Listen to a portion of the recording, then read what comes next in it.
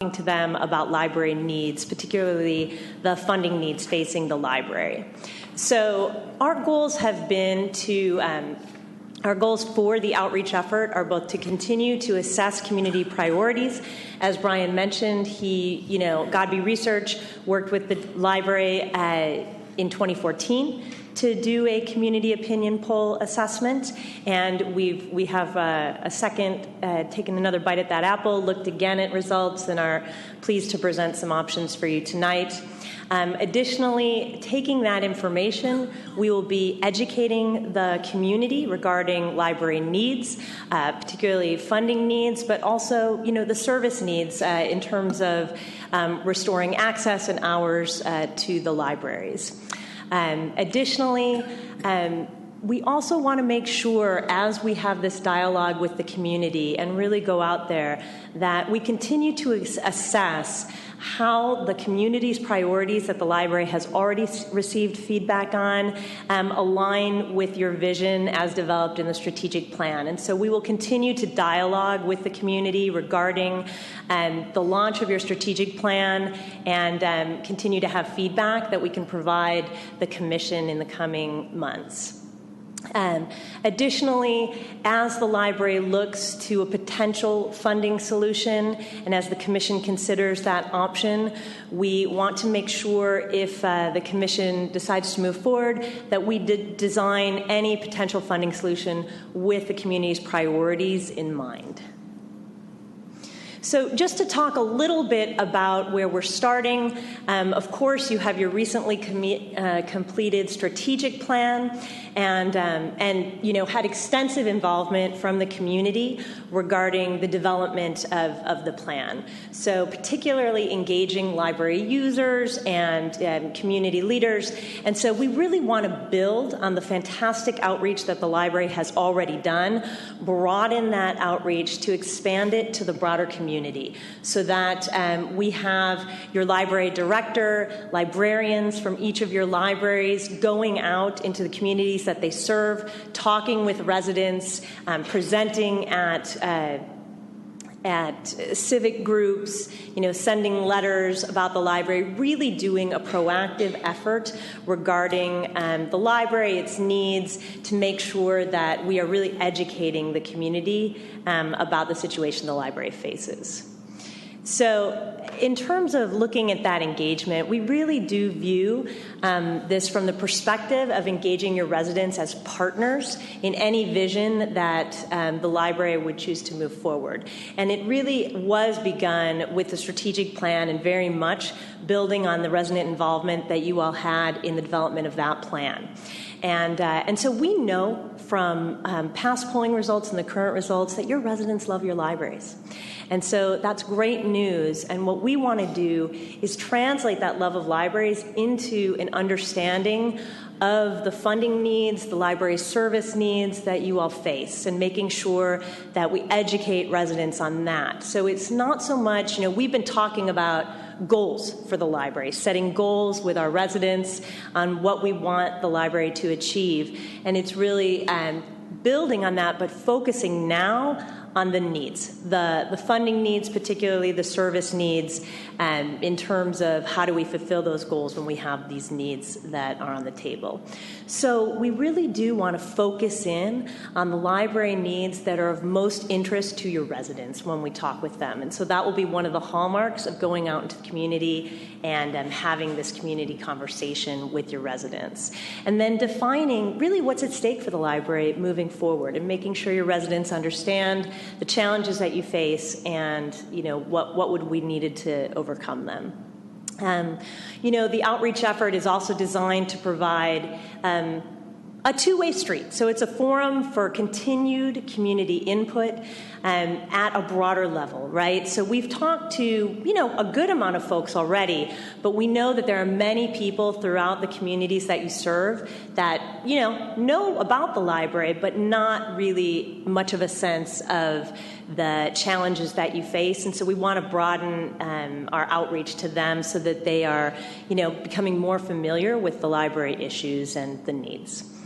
And then finally, really building a coalition where we are engaging not only, your general public, also continuing to engage community leaders, and really involving all library stakeholders in the process in the coming months. And so one of the first steps in this process has been to, again, go and reassess community priorities, looking at how the community values the library and the library services, and seeing some of the nuances there in quantitative opinion research. And certainly you've done a past survey in 2014, in the spring, and now we've just completed at the end of November the next iteration of the survey, and to provide you all with updated information on the community's priorities for the library and assess how they view a potential funding measure as well. So with that, I will hand it over to Brian Godbey of Godbey Research to really walk through the results in detail, and then we can pick it back up. Brian. Thank you, Bonnie Jean. So let's just dive right in here with that great introduction.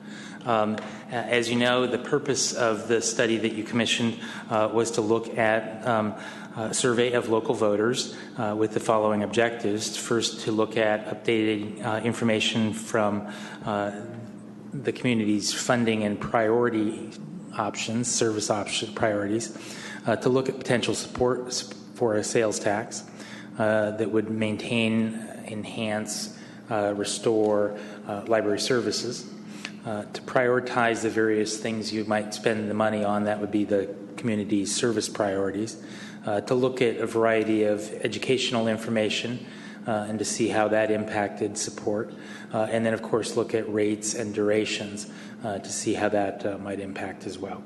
There's a wealth of data also available in terms of demographics, but we won't be going into that in detail tonight. In terms of methodology, this differed from the survey that we did back in 2014, early 14. That was a telephone survey only. The world has changed. We are now doing phone and online hybrid surveys, and that's a much more reflective of the likely voter universe, because there's a huge chunk of people that choose to communicate online and not via phone, and that means not via cell phone or not via landline. And there are tens of thousands of people in this county who have abandoned their landlines.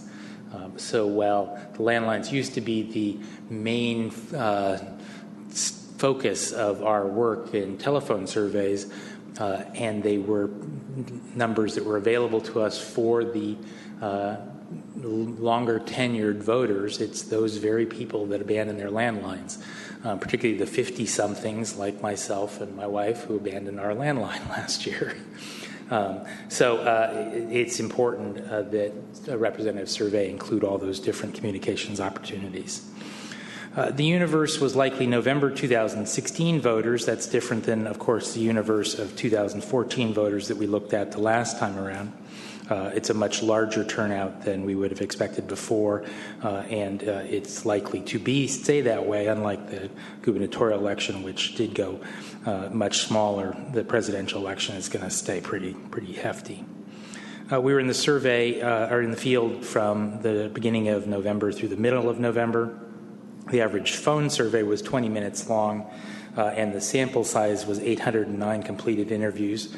That gives us an error rate of plus or minus 3.4% in round numbers. In terms of the online versus phone, we completed 223 of those 809 online. So you can see how important that component of the survey research is. Moving into the key findings, the first question of import is the sales tax measure. And you can see the wording on the right-hand side of the slide. You can also see a PowerPoint formatting error in the middle of the slide. I'll tell you what that word value is supposed to mean. But what we basically did is read this question, which is 75 words, and it mirrors what you would actually put, or you could actually put on the ballot should you make that decision that you're going to go forward to that stage. We then say, would you vote definitely yes, probably no, definitely no, or are you not sure? And you can see the aggregated data here. That value in the middle of the slide was supposed to say 77.5%. That's the total yes. And the way we assess feasibility, to give you information to make your decision, ultimately to put a measure on the ballot or not, is we look at the total yes support. And when we're at that level, which even with an error rate of 3.5% in round numbers, clearly exceeds the 2/3 level, our conclusion is that this is a feasible measure. This is the first test. We'll talk about another one later on.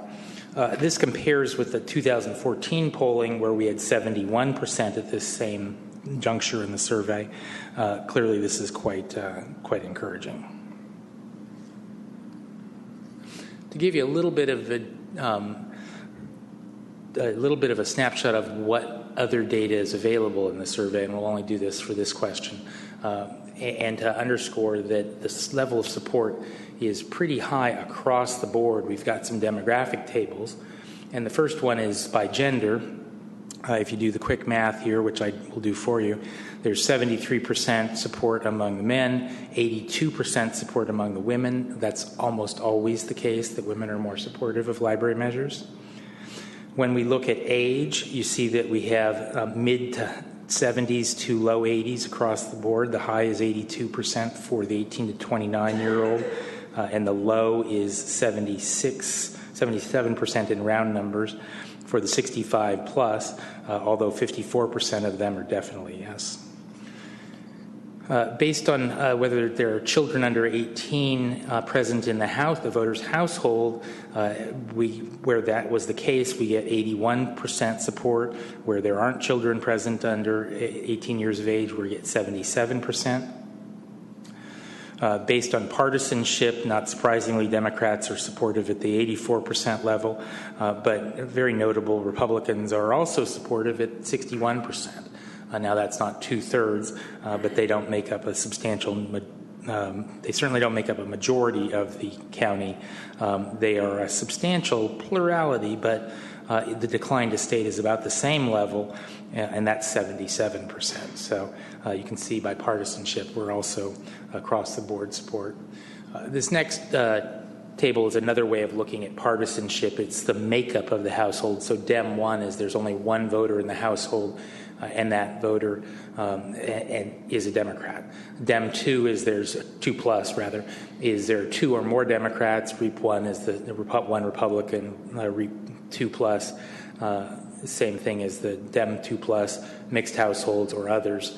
Again, across the board, you see support above a simple majority, the highest being the Dem 1s at 88% supportive, the lowest being the REAP 2s at 52%, but again, still a majority.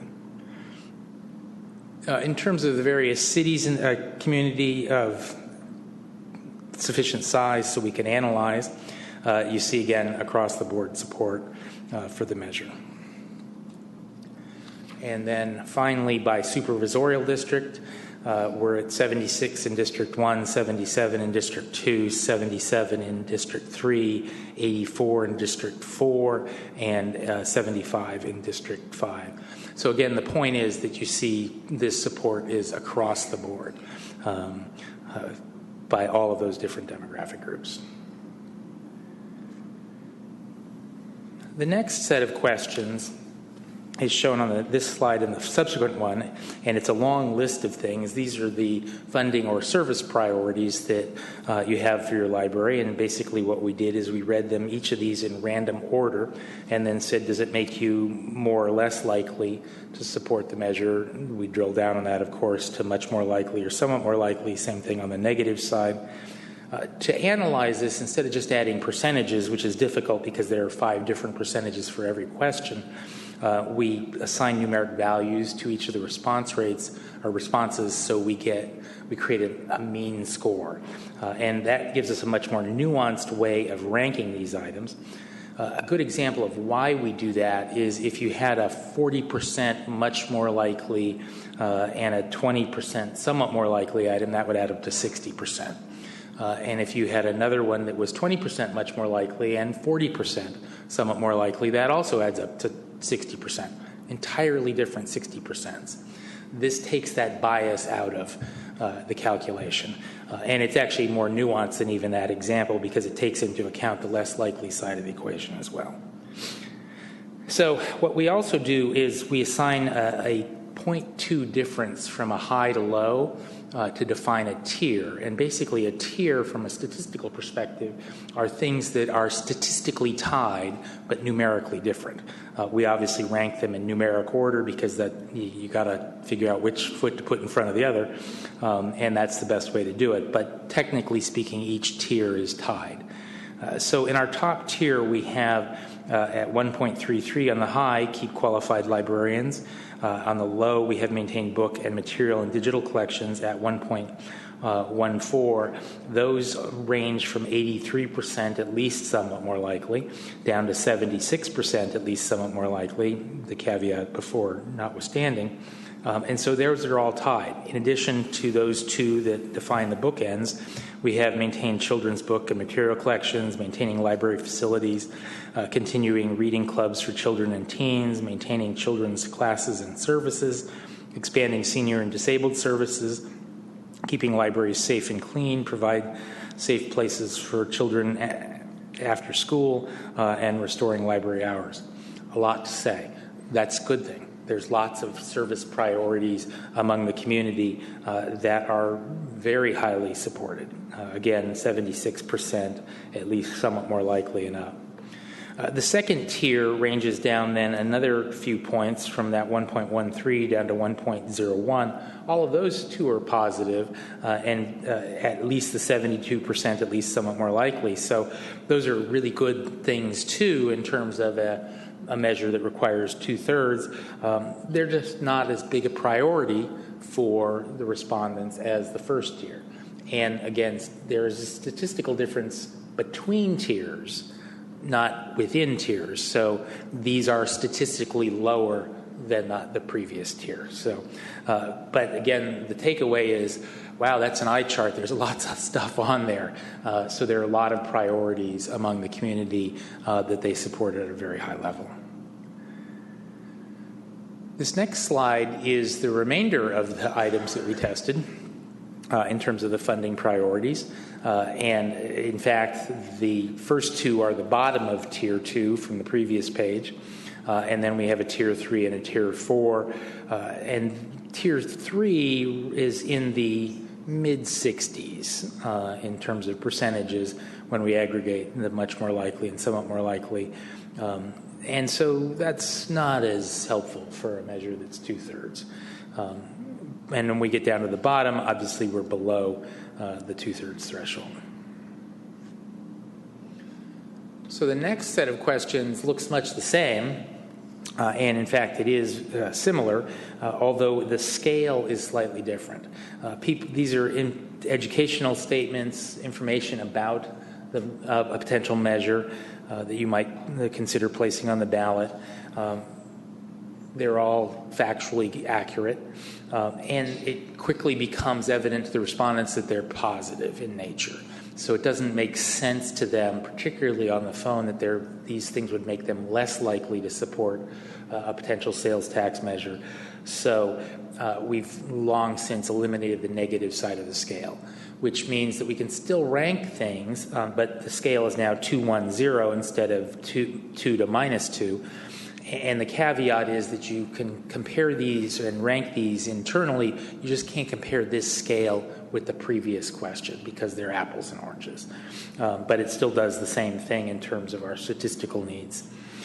Again, in Tier 1, you see a lot of items, and that's good. They range from a 1.42 on our scale, which equates to 78% at least somewhat more likely, down to 1.25, which is 74% at least somewhat more likely, and include all the money raised by this measure will be controlled locally, provides books for those that can't afford them.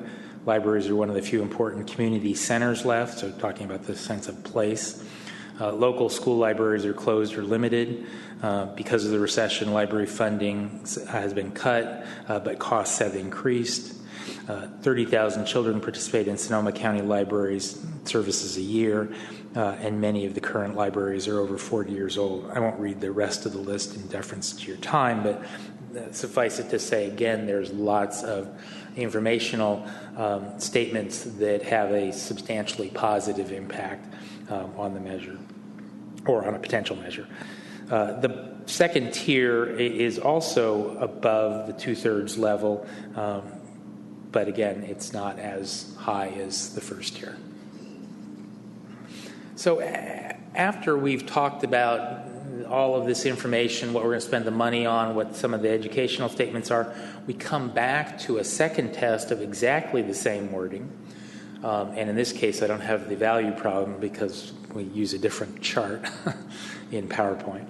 And we want to see, has anything changed?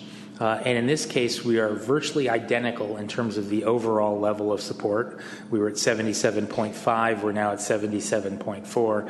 That's completely inconsequential. I mean, statistically, it would be inconsequential if it was a 3% difference, and we're nowhere near that. What is notable, though, is the definitely yes have gone from 52.3 to 56.1%, so a 3.8% increase. It's come out of the probably yeses who have moved over into the definitely category, so the more they find out about it, the more likely they are to support it. And basically, the definitely no's have stayed exactly the same. And as you can see, this is for an 8 cent at 10 years. Again, this suggests that a measure is feasible. It suggests, should you decide to put a measure on the ballot, that you do need to spend some effort, and Bonnie Jean can talk more about what that is, because what you can't do is just put it on the ballot and start planning the party. There's a lot of hard work to happen in between, and if you don't put in that hard work, you lose half of the probable yeses.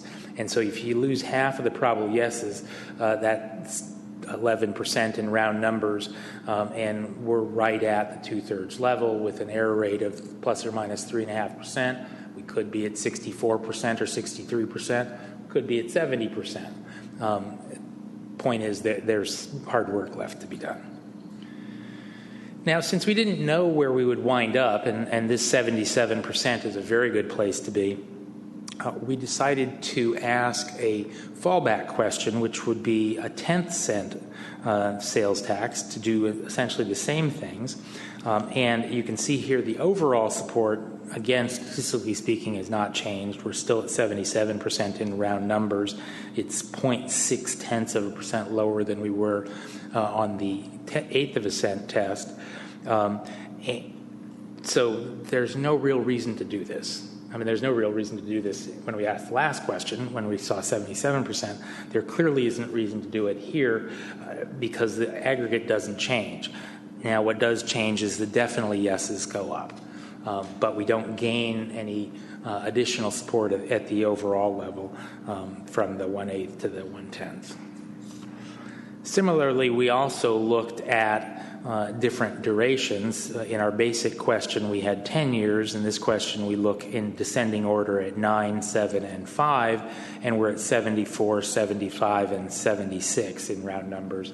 So again, shortening it doesn't give us any greater level of support, so we don't really see any reason to do anything other than suggest that you consider. Obviously, it's the Commission's decision. This is just a data point for you in that decision, but we would recommend staying at the 1/8, 10-year level should you consider to put a measure on the ballot. So I'm going to turn it over to Bonnie Jean again to go through the next stage, and then we can certainly answer any questions you might have. Thank you, Brian. So given what we learned in the survey, which in many ways continues with what we saw in the 2014 survey, so, strong, people respond very strongly to making sure maintaining children's programs, children's books. We saw also here important access making sure that there's access to your libraries, very important to folks. So we really saw some themes, some of which are consistent from the 2014 results, and then some new items that we tested. So we really want to communicate with the public utilizing some of the information that really resonates with people, right? We want to be talking with people about library services, that they feel very strongly about, clearly, as we see throughout the poll. So we will be doing a outreach and engagement process, as I mentioned earlier, to both educate and have a two-way conversation, continue that conversation that was started with the strategic plan, continued in the survey research, and now moving forward at a more local level with your librarians. And we'll be doing that in a variety of ways. Certainly putting information on your library website is, of course, a must in this day and age, particularly as you consider potentially a ballot measure for this November. You do have many younger voters engaged in this election, and so we want to make sure we're reaching younger voters where they're at, which is online. Additionally, certainly having information at your branches goes without saying. We will also be doing informational mailings, and that is to make sure that we're not only reaching younger voters, but also we have, seniors, other residents in your community who may not be online or may not be engaged in, community civic groups. And so we want to make sure that we're touching them as well with direct mail. We'll talk more about that. A Speakers Bureau, which is a community outreach, really putting your librarians, your library director, making sure that they will be seen all over the county in the coming months, talking about the library and needs moving forward. And then, of course, engaging your local media and as well as social media online. And then looking to partnerships as well, seeing if there are available opportunities with organizations that seem to partner naturally with the library, and if they can help transmit our information as well. So kind of talking about that a little bit more detail. So specifically, we will be making sure that the library website hosts a range of information. It will really be a repository for things like, the survey final report that you've just heard tonight, Q&As, things like that. So people can absolutely go to the website and find more in-depth information than we might have if we have 10 minutes with the local Rotary. So that's definitely how we view utilizing your website, as well as, as I mentioned, transmitting information at the branches. And that's everything from having fact sheets at each of your branch libraries to potentially hosting tabling activities where we're passing out information. And you may have library patrons who, didn't participate in the strategic plan process. And so we want to make sure that we're reaching them as well. So if we have library users walking into our libraries and we say, hey, have you taken a survey? Have you participated? And they haven't, we're going to be having a interactive feedback form where they can give feedback on the strategic plan priorities and give the commission additional feedback in terms of how to look at those and how people prioritize those various aspects of your strategic plan and the services that they encompass. As well, as I mentioned, a Speakers Bureau.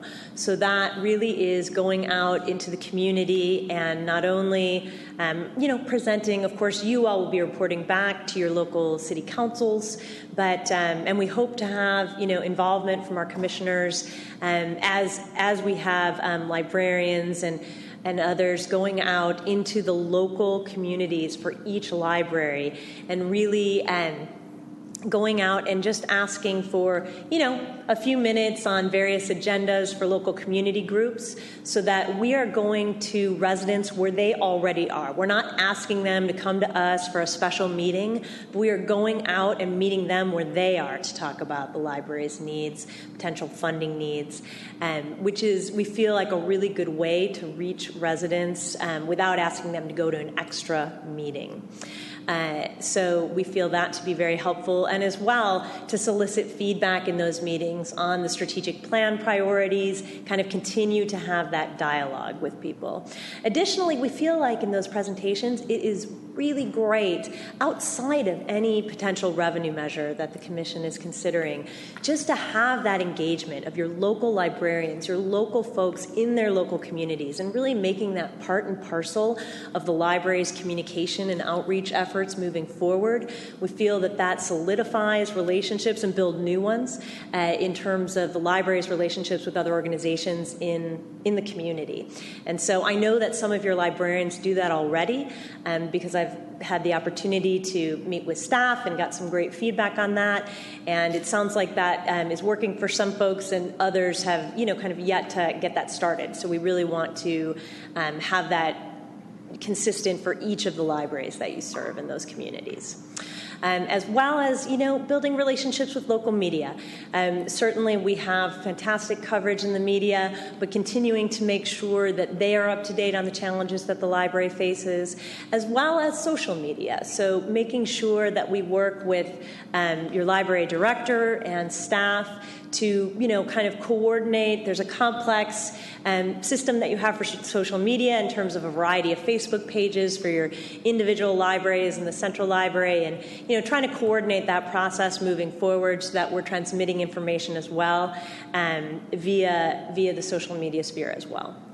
And then finally, partnership opportunities. So really looking to organizations in the community that it makes sense to talk with further. So an example of this might be talking with local school districts, right? These students, number one, we see very clearly from the survey results that your residents care very strongly about the library and its role that it plays in terms of education for our youth. And so it's a logical place to go out and talk with school districts, maybe have every school has its own PTA, newsletter, things that go out, and it'd be a great place to, have them, we say, hey, can you put in a little information about the library? We're doing this survey, can you put it in your newsletter? So just a great way to really reach people at the local level, where it's using an avenue that already exists and utilizing a partner opportunity, so we can even spread the reach of the library further than just what we would do on our own. So really looking for those opportunities throughout the community and expanding our reach will be one of the things we're focusing on in the coming months. And then just to talk a little bit about planning activities, should the Commission choose to move forward with a potential measure for this November. Certainly in the fall, we're already in January, but in the fall, we really took time to, number one, we did the survey, but we also have worked very closely with your library director and staff to develop outreach materials and really working on what's the best way to transmit information so that we can launch now in January in terms of going out into the community. And so we view the coming months, January through May, as that really thorough, robust engagement effort where we're going out, educating the community, and also continuing to have a dialogue with residents, opinion leaders, general public, and really continuing to get feedback for the Commission. And then we do look at then timing in terms of June, July to develop the we want to do a final opinion research survey that we have planned so that the Commission has the most recent perspective and the freshest look at your electorate in terms of potentially doing a revenue measure in November should you want to move forward. And so we would go into the field, do what we call a tracking survey to see where we are. It's a little bit shorter survey than what we just completed, and then see where we are to give you guys all the most recent look at the data as you decide whether to move forward or not if you want to pursue a revenue measure in November. And the statutory deadline for placing a measure on the ballot is the first week in August for the November election. So that piece would have to happen by then. And then certainly the library, as as an entity, can continue to do outreach once a measure is placed on the ballot. So factual information, I mean, really, the library is the arbiter of, the facts, right? I mean, they, by definition, it's not permissible to advocate for or against a measure. So we are only allowed to, transmit factual information to residents. And so whether that's about library funding needs, whether that's about if a measure's on the ballot, information about Measure A, whatever it is, it must be factual in nature. And so it's helpful to often, many of the libraries I've worked with have continued that factual dissemination of information, continuing to educate their communities, because we want to make sure in that time period that if people are going to vote on this, that they understand what they're voting on, basically. And then certainly Election Day is in early November. So that would be the overall timeline that the Commission is looking at and in terms of making that decision. So both Brian Godbey and myself are available for questions, should you have any. Do other commissioners besides me have questions? Shall we start down there? Let's work our way down the table. No? Randall? Pardon me? We need copies of this. Where is it available to us? We do need copies at some point. That was one of the questions I had. Moving along, Linda? Joanne? Questions? Joanne? Good. I wanted to say the same thing. It's extremely awkward in here. I can't see either one of those, and then this was like straight up. So, it's all that great factual information and data and stuff like that, and it's just really hard to focus on what you're hearing. It's not obviously your fault with the presentation. It's this room. But I was trying to take a lot of notes and hear what you were saying and, try to read there. I was real interested that the polling was actually higher than the last time. So it's 77.5% as opposed to just 2 years ago when it was 71%. And do you draw a conclusion that, we're really making an impact? I mean, people are just hearing more library stuff and feel bad that they didn't vote for it the last time, or what conclusion would you draw? I think that the primary conclusion is it's a different election. The turnout is larger. It's much younger.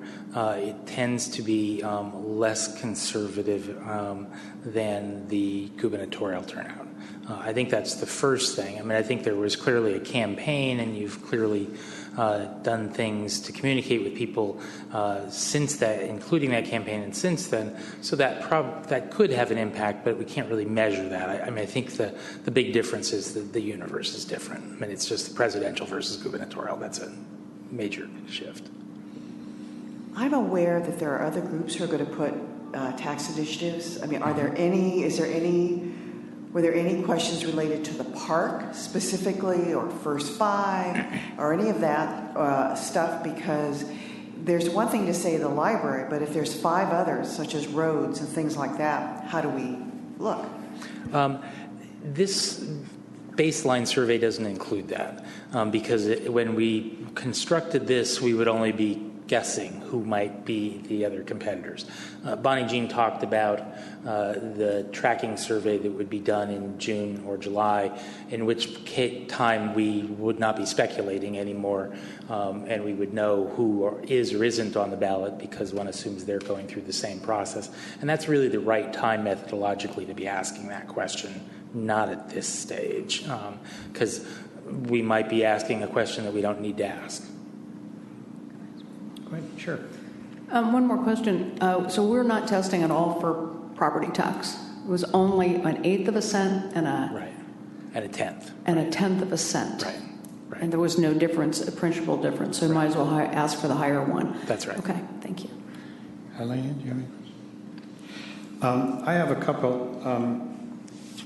One of them is just sort of, how did you find people to interview over the web? Great question. The voter file throughout California has emails as an optional field. So when people register to vote more recently than in the past, they're giving us their email address because they want to be communicated with in that fashion. We also acquired a list from staff, which we then matched with the voter file to augment the voter file's email addresses. Then we draw the sample based on just, are you a voter or not? It's not a matter of saying, oh, we've got an email address, we'll survey you. We've got to be able to match that email address with the people that we know are voters and then do a random sample from that. So that's the way we do that. Okay, the other thing that I'd like to refer back to the library summit that we had. And I heard, Bonnie Jean, a lot about going to the public with essentially library needs. But one of the things that was really eye-opening, I mean, obviously we're lovers of libraries, but was eye-opening at the summit for me was the role that libraries can play. And so for me, as we go out in these months, there's the public perception of our needs, which is leading to please help us. But there's also the perception of here's who we are, and you may not have realized, religious community, that the library has a complete section on religion, or that we can serve the business community in these ways. These are things that are what libraries can be and can do. And I really don't want, as we go out to the public, to lose that sight, because I think, I may be wrong, I don't stand on the corner and chat with people about libraries all that often, but I think there's kind of a perception that libraries are changing and need to change to meet the new world, and that libraries are just places with books, and nobody gets books anymore. But clearly, every month, we find out that libraries are so much more than just the materials, although the materials are major. And so I really want to emphasize that we don't lose that, what we are and can do better for you. That's all.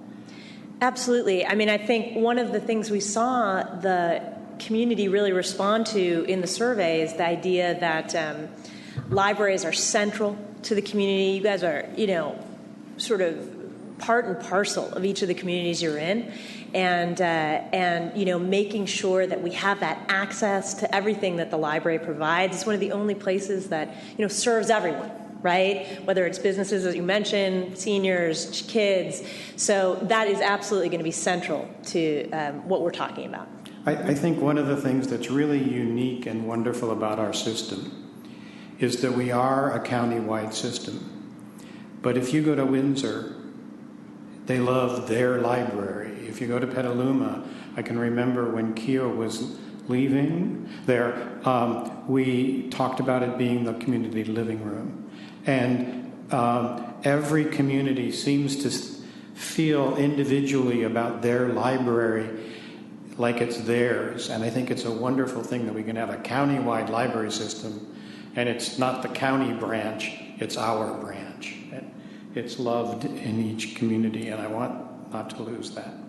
Absolutely. And that's actually one of the reasons that we really are localizing the outreach program to, let's say, Petaluma, and we'll have the Petaluma librarians, going out there versus just sending Brett out, throughout the county. I mean, certainly we will keep Brett busy, but absolutely we want to localize the program because we do recognize that each of your communities is unique and they all have very strong feelings to their local library. Okay. Any other questions or comments from the commission? Any public comment regarding this report? All right. Thank you very much. Thank you. Thank you. I'm smiling. Okay, let's move on to the next reason to smile, the Sonoma County Library Foundation presentation. Thank you, Alex.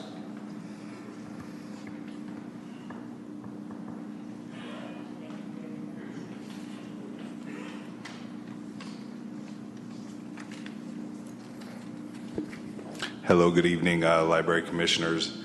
I apologize, I don't have any charts for you this evening. Look good. As Ken knows, I really love charts, but I didn't have any time to put any together, but I did really enjoy that presentation by Godby Research, and it's great to see that work being done with the community outreach group. For those of you that don't know me, my name is Alex Anderson. I'm the president of the Sonoma County Public Library Foundation, have been for the past year. I'm going into my 4th year serving on the foundation, and Brett and Rebecca extended an invitation to me to come and give you a brief update. 2015 was a very exciting, monumental year for our foundation in many ways. And I really I will be brief, want to give you a quick update on some of the things we accomplished in 2015, some of the challenges that we still face, and some of our goals for the future. One of our biggest accomplishments was supporting the temporary library branch in Roseland, and we contributed nearly $70,000 to that effort. And I want to thank Jack Tibbetts, who spoke earlier, Pat Kuda, Norma Doyle, members of our foundation board that put in a lot of time and effort, fundraising, advocating, and really pushing to make that happen. I also want to thank you guys for being supportive of that effort. It's a really cool thing to see happening in our community.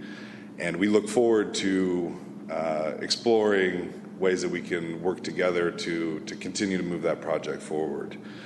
We're also really proud of our mini grant program, and I'm not sure if you guys are aware of that, but we solicit grants from the librarians themselves, and this is it's a really cool project in a way that the librarians can fill out a very brief survey grant to fund projects that they normally might not be able to. So we funded over 12 programs throughout the county last year, including the successful art program with the homeless that I know Rebecca played a big part in. We brought the Santa Rosa Symphony to Cloverdale, and we also purchased quite a few technology tools to help kids explore, imagine, and develop literacy skills in Rohnert Park and Petaluma. We also played a big part in hosting the Library Advocacy Summit. And, one of the challenges I feel like we face and one of our goals for the future is increased communication with you all, with library staff, with the lab groups, with the friends groups. And that Library Advocacy Summit was just a great way to get us all together in the same room. I know many of you were there to talk about our collective challenges, our collective achievements, and ways we can all move forward together. Also, I do have to really commend the library staff, Brett, Rebecca, Ken, Keo, and others, David, and others that I'm forgetting to mention, but in the 3.5 years I've been on the board, 2015 was by far the most communication that we've had with library staff. And it's just, they have put in my mind, above and beyond effort to reach out to us, to communicate with us, to help us, and just put a lot of time in. And so I just want to thank you guys for doing that. We also one of the other challenges we've had is we've been at that point where we really need to take a major step forward. And part of our plan for continuity, because we have been an all-volunteer board for over 25 years, was to find an office location and also to hire an executive director. And at the end of the year, last year, we hired Wendy Hilberman, who I brought up here with me to introduce. And I'm going to just let her say a couple of words. But I am very excited to have her on board. She's already brought so much to the table. And my hope is, as we move forward, that she can help us continue to develop the relationships with you all, with library staff, with the friends groups. And Tim, to your point as well, I think there's a big opportunity for the foundation to help with the kind of outreach that you're talking about in regards to the relevancy of libraries today. Our website, we have is the theme of it is kind of libraries are a place, not just a depository for books, but a place to learn, to meet, to explore, to dream, to do so many things that not just get out a book and read. So I look forward to working with Brett and you guys and exploring ways that we can help with that kind of outreach, marketing, communication efforts. Almost forgot the other really big thing is initiating the Friends and Foundations President's Council, which we had our first meeting last October, I think, and another one, I believe, the 1st of February. We're going to meet quarterly, and this is the first time that we've all the presidents of the various advocacy groups are getting together, getting on the same page, talking about how we can help each other out. So that is another huge step forward for us. But again, the biggest thing for us and moving forward in the foundation, getting that office space and hiring Wendy. And I want to give her a chance to introduce herself to you. And after she does that, please, if you have any questions, comments, we're both happy to answer anything you might have. So thank you very much for having me here tonight, and I look forward to talking to you all again soon. I'll stand over here. That one's short. Okay, now this one's a little tall. Good evening, everybody. Again, I'm Wendy Hilperman, and I am, I think, at my 6th week of being with the foundation. Extremely excited to be part of such an amazing group of people, and just really looking forward to building the partnerships and the communication with your group as well as all the other groups in the county that are so committed to literacy and to libraries. So I am very much looking forward to working with them. We're going to grow our organizational capacity at the organization. As Alex was saying, we're so ready for that next step, and I'm excited to be part of the journey that they're going to have. I think our journey is going to include a lot of ability to work, as Tim was talking about, education and awareness around literacy and libraries and why they do make a difference still and how they're moving into the future. So I invite all of you to reach out to me. I would love to get to know each of you, and I'm looking forward to working together. Thank you. Comments, questions, commissioners? Wendy, do you have a card for us? They're still actually in production, but I'll get them to you soon. Comments, questions from any of us? Well, stick around a couple of minutes. But I'd like to just comment about one quick thing here, and that is the delineation between the foundation and Friends and the library advisory boards. And I want to remind us all that the foundation and the Friends are separate entities, but the labs are part of the JPA and part of the commission. And especially as we move forward into any possible funding possibilities, that we be really aware of that wall that we have to be sure to keep. And so that's why I'm really pleased about the Friends and Foundation Presidents Group. I think that's really a wonderful thing. Thank you. Any other comments from commissioners? I also love the idea of the Friends and Foundation Council. I vaguely heard that there was going to be a meeting. I haven't heard anything else. I haven't heard what happened. I haven't heard whether all the Friends groups are represented.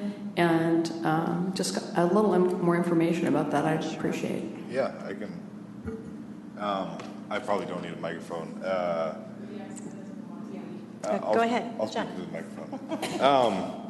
Yeah, we met, as Brett reminded me, for the first time in October.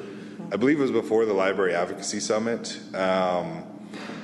I think we had all but a couple, and off the top of my head, I couldn't tell you which friends groups, all but a couple represented at that meeting. And the main focus of that meeting was talking about the Library Advocacy Summit and kind of just establishing what we were as a council. And at our subsequent meeting, we refined that a little bit and basically decided it's not a body that's going to obviously have any authority to make decisions. It's really or function as an advisory board to Brett or the library. Really, what the function of the group is to get all the presidents together in the same room every quarter and share best practices and talk about what the Healdsburg Friends is doing, what the Sonoma Friends is doing, and what we're having success in, and then how we can work together. And again, for the first time in the 4 years since I've been involved in the foundation, there's been a lot more communication between the various groups. Because a lot of times, as Tim pointed out, I think there's that sense of this is our library and our community's library, and love that library and be very supportive of it. One thing that's nice about the foundation is we're a countywide support the countywide system, but I think that working together so that we're all supporting all of the libraries, but really it's about communication. I don't know off the top of my head. I can't say as far as inviting guests to those meetings. I think Bruce Robinson, who's the Friends of the Guerneville. President of the Friends of Guerneville, is the chair of our council. So I encourage you, if any of you have any questions as far as when the next meeting is going to be, attending it, I'm sure Bruce would be more than happy to, put that out to the group or what have you. So, did that answer your question, Barbara? Yeah. Linda? Thank you, Alex, and thank you to the foundation. And also, Wendy, could you give us your phone number and contact information, or you could just email it to us through our website? Sure. So that we'll have that. Thank you. Absolutely. Great. I believe it's just Wendy at scplf.org, right? No, Okay. I'm saying. She'll give it to you. it's Hilperman at sclpf.com. Being responsive to the public, I played bridge on Thursday and somebody bent my ear about we have no library bags and they wanted the Friends to provide library bags. It's off my plate now. Okay. That's well, one of the things that we're really working on is organizationally communicating with Brett and the staff to kind of develop a wish list for the year and be able to plan out our giving for the year as well. So we're making a lot of progress towards that. And anyways, thank you again. Thank you all. Yeah, for having us, and have a good night. Thank you. Any public comment on the Library Foundation presentation? All right, moving along to action item, resolution for thanks to the Library Foundation. So moved. Alex, are you going to wait for us to vote for the? Okay. You don't have to. Anyway, resolution to thank. It's been moved by Linda. Second. All right, it's been moved and seconded for the resolution to thank the Library Foundation. I think it's appropriate for it to be read. Honoring the Sonoma County Public Library Foundation for distinguished resolution, it doesn't have a number, distinguished service in providing outstanding benefits to the Sonoma County Library System. Whereas the Sonoma County Public Library Foundation's mission is to strengthen the ability of the Sonoma County Library to serve our community by raising funds to support the library and to promote the use of library resources, enthusiasm for reading, and increased literacy for all Sonoma County residents. And whereas the Sonoma County Public Library Foundation has spearheaded community fundraising efforts to support the establishment of a temporary Roseland Community Library. And whereas the foundation has provided enhancement to the library's Spanish language collection. And whereas the foundation has provided ongoing support through many grants to the library system over its history that provide literacy programs and equipment.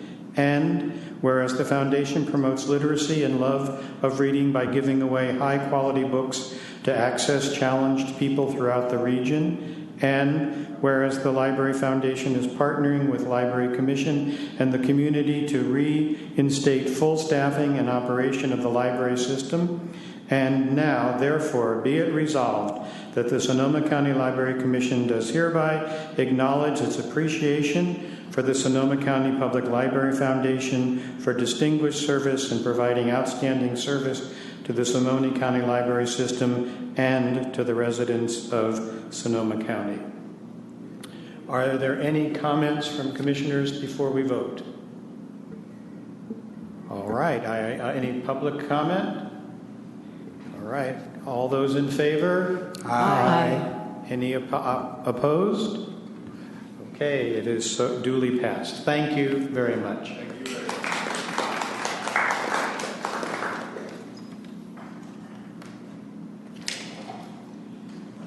Next item is the commission reports. Let's start with Helena and move down the table.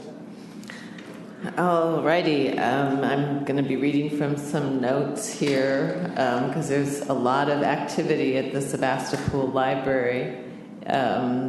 This month they are starting a book group, and I don't know if some of these are system-wide or if they're purely Sebastopol, but they strike me as really great activities. So they have advanced reading copies and recreation book clubs starting up later this month, January 20th. And this is where new books are read before they're released to the public. So it sounds very exciting and like a opportunity for eager readers to join in. And they're looking for people who are interested in reading the books and sharing their opinion about the books with the group and whether they'd recommend them to others or if they would recommend the library orders multiple copies, and snacks will be provided. The exciting news, too, is that the 3D printer is going to come visit Sebastopol, and it might already be there as we speak. But they've been preparing for that and preparing for classes to teach people how to use it.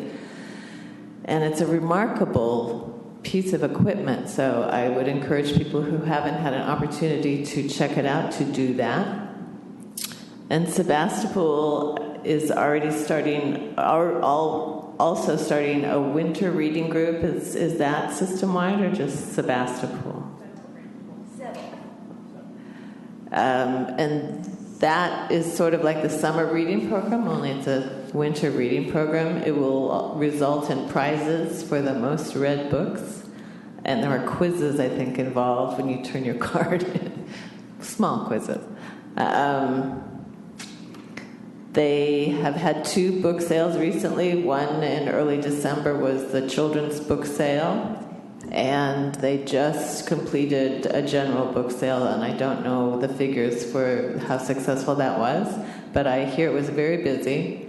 They've started something new in the teen area, and that is that they are painting a table with chalkboard paint and setting out chalk so that teens and young people can draw on the table and make pictures and doodles.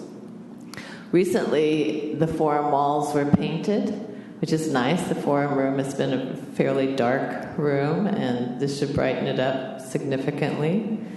There's something that they had in December, a winter craft-a-palooza, that sounded like a very fun time for families and children, making creative projects from penguins, from paper tubes to jeweled and glittery piggy banks. They had a Happy Noon Year's Day, Happy New Year's Day, that had 102 participants at least. And at that, they made hats and noisemakers and had snacks and had a lot of participation. It sounded like a lot of fun. So they're very busy there. Thank you. I really basically only have 3 things. One of them is that any of us who are members of the ALA, the latest edition, the editorial from the president, I think, is really fairly short and one of the best articles I've read in a while of the role of libraries and what they can be. So I recommend that to people. The other 2 are related. LumaCon is looming, and that's October. It's in the papers, but it's January 30th. Quite an event. But David's Facebook page, I believe it was, or library page, called attention to the fact that last Saturday, the Petaluma Library had a Make a Costume for LumaCon event to make inexpensive costumes, and it's kind of nice to see that it's broadening out and just not a day. And that's it for me. Okay, a little bit about Rohnert Park. First of all, there have been some mentions about Facebook, and Rohnert Park Cotati Regional Branch has its own Facebook page, which is really cool. And I know there's lots of other Facebook things that are going on without the library. It's such an easy thing for us to do, to like those pages and then to share them and get the word out. And so, and also, if we happen to go into our branch and see a librarian who is retiring and take our picture with them, and then the person who does the Facebook page can post that. So we can really get involved individually by, working with the staff on our branches on the Facebook page. I think it's a really good way to get out to the public. Labs. Okay, this is, one of my enduring frustrations is the labs. We frequently cannot get a forum. With the meeting before last was canceled because of no forum. We were sure we were going to have a forum at the last meeting, quorum at the last meeting, and we didn't. We aren't even able to change our bylaws, which we were trying to change the bylaws so more people there can vote. So we will have a voting quorum, and we can't even get that to happen. I really would like to agendize at some upcoming meeting, whether it is our budget meeting or whether it is a real discussion about the role of the labs. There's supposed to be an interplay between the system and the public. That's what labs are for, right? We never see a lab come down and talk to us. There's no interaction. It's a lot of self-talk within that group. This is my humble opinion. But anyway, I've been on the lab, as I've been the chair of the lab, I've been the liaison with the lab. I'm very, very frustrated with the lab. I think that there are people involved that we need to keep involved in support of libraries, but I'm not sure that this is the level that they should be in. So anyway, I want to, Mr. Chair, please agendize a thorough discussion of labs and their whether we can do a better job with the committed people who want to be library supporters and whether the lab is the way to do that. Thirdly, the Community Voice article. This didn't get into our communication stuff that we got. This is a Rohnert Park newspaper, the Community Voice.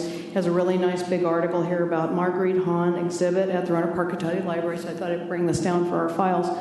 But Marguerite Hahn, it says, was the first Cotati librarian, and I've never understood where the Cotati Library was.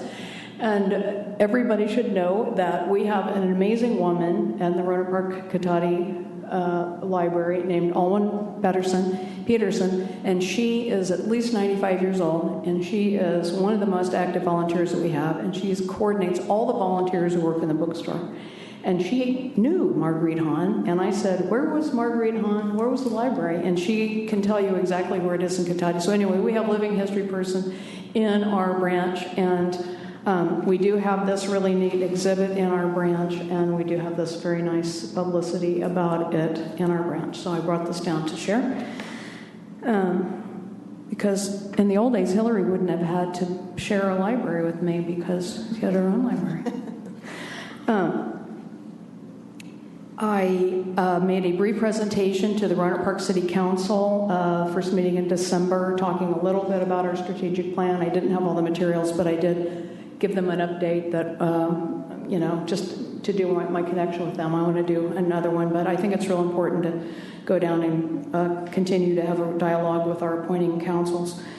I also last week attended the Roanoke Park Chamber. They have a Noontimes event, and they have speakers, and I introduced myself as a library commissioner, and I was there under the auspices of the Friends of the Library, who are members of the chamber, and I'm also personally a member of the chamber. So anyway, I got the thinking when I was writing this up that this is obviously a really good way to connect with the Roanoke Park community, so I called. I can be a speaker at the Roanoke Park Chamber, and for $200 I can be a sponsor, and then we get 10 minutes on the agenda and we can distribute materials. So I've already asked to be a speaker at an upcoming meeting, and we need to talk a little bit about money and stuff like that, about sponsorships, whether we should, have a fund for that kind of thing. But I think having consecutive, being on the Speakers Bureau, which I'm going to get the training on Thursday, being a speaker at the chamber, and then doing a follow-up meeting as a sponsor would be a really logical way to proceed and make this connection with the Roanoke Park community. And fifthly and lastly, the Roanoke Park City Council has city council protocols, and we talked about this a little bit at our retreat, commissioner's retreat, that we're trying to develop some protocols. I think we developed one protocol, which is really good. But anyway, it's a 54-page document, and I printed it out. I'm going to give it to our chair, and I can get it online to everybody else if they'd like to see it. It's really good. It's all the nuts and bolts about how the council operates. So I think, as we go forward and we can develop our own, it'd be a great thing. Thank you. Good evening, everyone. My name is Joanne Sanders, and I represent Sonoma Valley Library. And I have a brief report, a few highlights from the last meeting. We met on December 10th. It was our last meeting in December. We had a nice holiday festivities and camaraderie going at the same time. Lisa, our librarian, gave us a demo on the Mango program, which I hope that you've all had an opportunity to check out. And in the month of December, we also had an outstanding performance by Jubilee Klezmer Ensemble. It's a group of musicians that came from the Russian River area to Sonoma, and they did a terrific performance. It was very well attended on Saturday the 19th. So I continue to be impressed and grateful to the Friends for funding those musical programs at our library on Saturdays. They're very well attended. We just had a book sale, and I'm sure, as always, it was a fabulous turnout. We usually earn somewhere around $10,000 to $12,000 at our book sales. They're very popular in the community. And our next meeting is this Thursday, January 14th at 3:45. We do a combo meeting between the Friends and the lab. And I welcome Commissioner Barbara's interest in another discussion about how we can maximize the lab volunteers. And that concludes my report. Thank you. I'm Linda Garcia, countywide as well as Santa Rosa, and the Santa Rosa committee does not meet until February, and so I have nothing new from the December report. Thank you. I'm Reese Foxen from Cloverdale, and I hope all of you had a good holiday. It's kind of nice to be back in some ways. First of all, I want to remind everybody on the commission to send me a headshot if you haven't, or send it to Rebecca. I need your smiling faces to put on the presentation. Anyway, and I have my camera here tonight, so if you don't have one, I would be happy to take one of you. I was going to give you my high school graduation. That'll do. That'll do. There haven't been any Friends or lab meetings in Cloverdale, so I can't report on those. I did go to the library staff meetings in Petaluma and Healdsburg, not to contribute anything or interact in any way, but just to have a commissioner face there. And it was really interesting. Bonnie Jean gave the presentation. And I think what I was seeing was people were walking away understanding what lies ahead of us, and how being on the same page as we interact and do our outreach work is really important for this whole process. I think they got it. And it was interesting to listen to the conversations afterwards, and so I was happy about that. December 14th was the Dinner for Sustainable Circles. We finally got it up and going. There are 8 entities there. One of them is American Adventures, and they do tour groups throughout the United States, but they're not your usual go from nice hotel to nice hotel. They go from campground to campground and do a lot of the off-the-track, beaten-track kinds of tours. Enphase is part of it, and they do solar installations and solar monitoring, but they're most known for their microinverters, which are inverters that are on each panel. It used to be that you had one inverter for the whole system, and if a panel went down, the whole system went down. But with Enphase's microinverters, if one goes down, the others keep working until you can figure out that it's gone down, because usually you don't realize it right away, which is why they've developed the monitoring systems. Korbel Winery, who's been around Sonoma County for 134 years, is there, and they're kind of looking to figure out some new ways to do some of their distribution work. Oliver's Market is another part of it, and they've been working with local and sustainable kinds of thinking, building their foundation, and they're looking to find a way that's going to carry them even further down this path, which is kind of exciting because you have somebody who's really involved in it and has been for quite a while. Then there's the Sonoma County Energy and Sustainability Division, which is part of it, which, as most of you know, is how I heard about all of this. They've been around for 7 years now, and they were the first in the nation to do PACE. They're leaders, they're well known, continual calling about energy efficiency stuff, and they're looking to find ways to increase or decrease their greenhouse gas and carbon footprint as a county entity, but also how to create more partnerships within the community. Sonoma Raceway is the 6th one, and in 2004 they began with a recycling program, and today they have an organic garden which supplies restaurants and some of the schools, the local schools. They use sheep to mow their land. They have about 100 sheep that they run, and they use that to mow their land, which I just love. And they're promoting and using a green renewable oil that's made from sugars, which I had never heard of, as well as they have a solar array in place. And again, this is another company who's well into the sustainability thinking, and they want to create a 5-year plan that's going to move them even further down the line. The 7th one is Summit Bank, and it's a community bank that sees it investing and addressing their environmental impact and creating a more sustainable entity themselves and community as a step to moving everybody towards a future that's going to be good for everybody, which is repetitive. And we're the 8th one. I'm looking forward to working with these people because it's a variety of perspectives at the table. And then on Wednesday, the 16th, we had our first all-day meeting, and we had to look at what sustainability means to us and kind of begin to exploring that. We learned a lot about the different groups in the room and the different people who are presenting, where they stand and what they think about. And in the afternoon, there was a presentation by Enphase and a tour of their facility. But what I found interesting was a talk given by, or presentation given on risk and opportunities related to climate change. And this came just after the Paris UN Climate Change Conference. And it was interesting because you'd hear some real excitement about what was accomplished and how people felt about bringing everybody together. And then there were some questions as to whether it was really going to work, because how committed are people down deep. Anyway,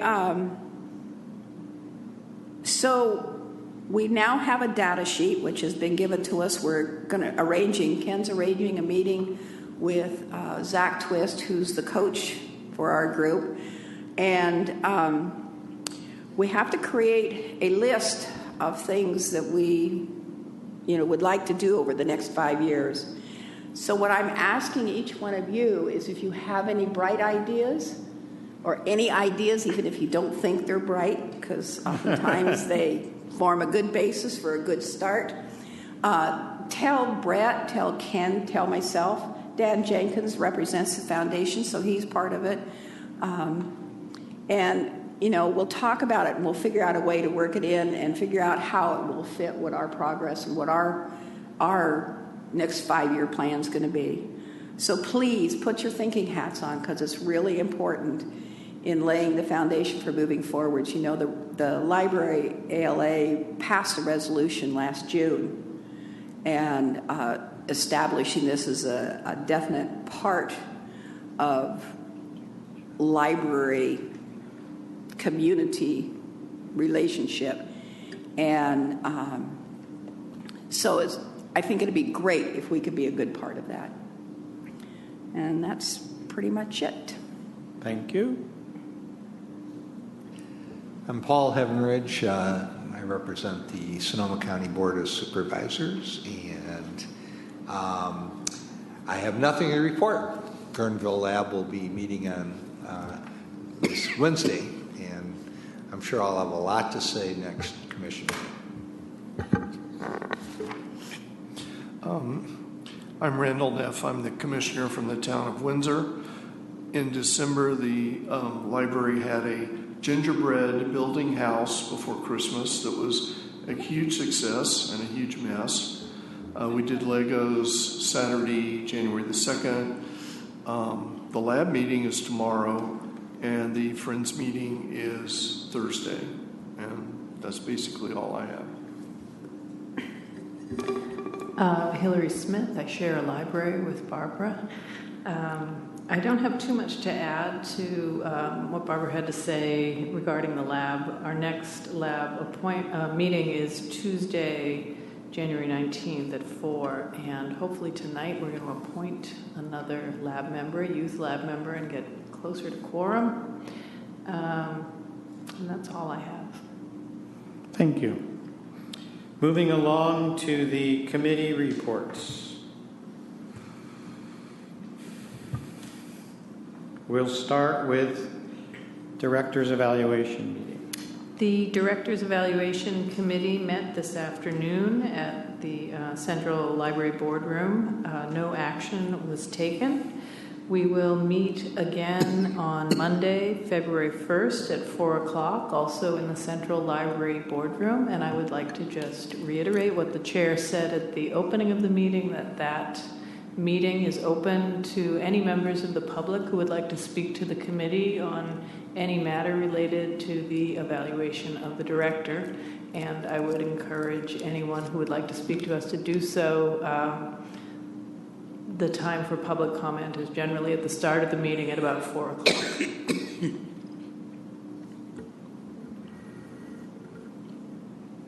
All right, thank you. Let's move along to the Finance Committee. Thank you. The Finance Committee met on Monday, December 21st in the Central Library Conference Room. Just a point that our chair mentioned that maybe to contact the library and let people know that you're coming. All the members on the commission who meet at the Central Library have to go in the same way the public does, which is by the back door of the library, and I've never had any trouble getting in. So I don't want people to feel discouraged like they have to pre-notify us, because I'm sure they can get in. We'd love to have members of the public attend our Finance Committee meeting if they would like. At the December 21st meeting, I was there. Commissioner Whistler and Commissioner Fox and Director Lear and CFO Neiman were also there. Commissioner Grill was absent. We had no members of the public in attendance, and Commissioner Neff also sat in on the meeting. It was decided to continue to meet this year on the third Monday of each month at 3 p.m. in the Central Library Conference Room. However, since the third Monday of January is a holiday, the January meeting has been moved to 3 p.m. on January 25th, immediately following the Revenue Enhancement Committee meeting. We heard from our auditor at this meeting, Will Soper, and we found that he is not quite ready to give a full report, a full draft report on the overall audit. However, he did want to update us on GASB 68. This is something we should all know about. GASB 68 pertains to unfunded pension liabilities, and it's similar to GASB 45, which pertains to unfunded health insurance liabilities. Up until this point, we have not had to recognize in our financial reports what is now the GASB 68 liability. We are going to be required to use the numbers provided by CalPERS. We don't have any control over these numbers. They go up and down with the investments and so forth. So we will get a different number every year, and will show now on our financial reports. The unfunded liability will show on our financial statements, but not our balance sheet. This year's unfunded liability for CalPERS will show us at $9.3 million. This amount cannot be pre-funded. However, since this is a new requirement and our liability has gone down from the past, which it was $12 million, the investments have gone, they made more money on the CalPERS fund. But anyway, our liability has actually gone down from $12 million to $9.3 million. This new amount will show as amended on our financial statements, and it's going to look like a positive cash flow of $2.7 million on our financial statements. This is going to be very misleading. And it's Will Soper is going to give us a full report on the audit, or the overall audit, at our February meeting.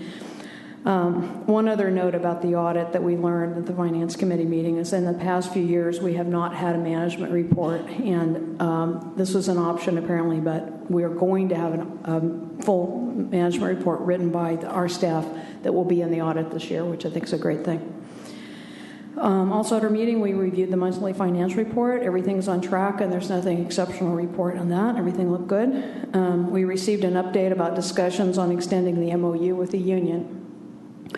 Although there are several areas of agreement with the union request for a 3% COLA was higher than the amount authorized by the Commission. So no agreement was reached regarding the contract, and negotiations will take place later on this year. The negotiating team task force, it concludes Commissioners Whistler and Garcia and management. We received a brief update on the grand jury interview. Director Lear and CFO Neiman were required to sign confidentiality agreements, so details of the interview were not available to us on the Finance Committee. In general, the grand jury members were provided with the information they requested, and at this point, no further action or discussions are in the works as far as we know. CFO Neiman walked us through a slide presentation on PERS and some new calculations that are taking place with PERS. In summary, we will have an increased liability of approximately $700,000 over 5 years. And I'm thinking that will be very helpful to have the same presentation at our budget workshop. Director Lear requested that financial issues continue to be channeled through our committee, the Finance Committee, throughout the year, and in particular, budget priorities be fully discussed at the committee level first in order to avoid some of the late in the year changes that we got involved in last year. In order to do this in a thorough and timely way, we would like the full commission to discuss budget priorities at the February commission meeting, with each commissioner, all of us individually, giving input on what we think is important for the budget priorities. At our February Finance Committee meeting, we're going to review staff budget priorities. Then at our March meeting, Finance meeting, we'll discuss the commissioners' budget priorities. This will give us a good working framework for our all-day commission budget meeting on April the 4th. Chairman May and I talked yesterday. He would really like some action items to come out of our individual committee reports, and so my action item out of this report are to request, number one, that the commissioner's budget priorities be reflected as an item on the February commission agenda. And secondly, I think this PERS report needs to be presented either to the full commission at one of our commission meetings or be placed on the budget workshop agenda. Thank you very much. Any questions or comments? I think action items is not the exact word because of the technicality of action items, but items you really want input and discussion from the commission about. I'd like to question to Brett about the issue of priorities for the budget. Do you want me as a commissioner to think I would like you to spend an extra $10,000 on DVDs next year? What are your hopes on this form of our thinking about priorities? I think Ken can help answer that a little bit with his agenda item later in the meeting. But no, I would prefer not that the commission, get into that kind of line item level of detail. But certainly, as we plan a budget, the big items that we have in our budget are staffing, the collection, our buildings. So probably at a level, more in line with that. Are you seeing? Would you like the collection better funded? And if so, what gives then? Where can we pull back a little bit? That would be my preference. All right, and we'll look forward to that from Ken. Other budget, finance committee questions? Yes, Joanne. So I'm just digesting the all-day budget meeting on April 4th, and I'm curious to know what of the roughly $17 million annual budget that we have, how much of that is discretionary, and that will help me put in perspective the need for an all-day and a day off work budget meeting to, I have a feeling that it's not in the double digits, but we'll find out. I bet you might even know that off the top of your head. Well, currently as it stands, just projecting next year, 74% of the budget is in people and benefits, salaries and benefits. So you're looking at 26% that gets spread across materials, IT, facilities, equipment, and other professional services. Now in those numbers are things like software maintenance, hardware maintenance that are pretty contracted. Yeah, they're in there. Janitorial, utilities, and things like that. So some of those things are also set in stone. I don't have what percentage. So right. Doing is 17 million roughly. Am I correct there on the annual budget? It's over 18 okay. Projecting next year. So on 18, if 20% of the budget, which I would guess it's probably even less than that, if 75% is wages, then we're going to have an all-day budget meeting to talk about $3.5 million, maybe less. Yes. I think that we can be more efficient than that. That's what I would submit. Okay. But then again, if I may step in here, in terms of the last year's budget, we added 3 positions. Yes. And so that's part of the 74%. So it's not like there are important decisions in those areas also, correct? Sure. Or maybe. Yes. I mean, it depends on what commission and staff come up with. Okay, any other questions or comments about the budget report? I'd like a clarification. Did you have something? Well, I was just going to say, it'll ultimately be the commission's decision, but if you want to tip your hand a little bit, Ken, I don't think you were going to propose that we spend a full day at the budget workshop, were you? I think last year we scheduled half a day and didn't even use that much time. Right. So I don't think staff will recommend a full day. But it's also a commission meeting on top of that. Yeah. Right. That's true. Yes. Okay. All right. The other question I have is I'm a bit confused about the $700,000. And that's as opposed to OPEB? This is an additional $700,000 PERS liability that's going to be spread over 5 years based on some changes that PERS has made.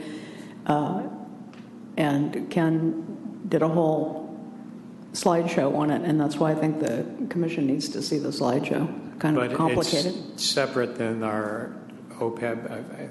Yes, this is just for CalPERS and the projected percentages for the next 5 years times the salaries. It shows over a 5-year period that it has increased. It will increase $700,000. Okay, thank you. Other questions about the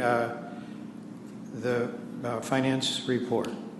Could I just comment based on Commissioner Sanders' comment? What I have on my calendar is all-day planning session, Monday, April the 4th, from 9:30 to 4:30. And so that's the commission schedule that we got. I understand what you're saying about the budget and how much there is to do. Perhaps we could have some of these other items also in this, some of the items that maybe continue forward from our retreat that we didn't quite finish. I mean, if we're going to be scheduled for a whole day. Well, the question is whether we do schedule a whole day. And let's get with staff, and I'll talk with them about it, and I'll make a proposal in enough time for that. Okay.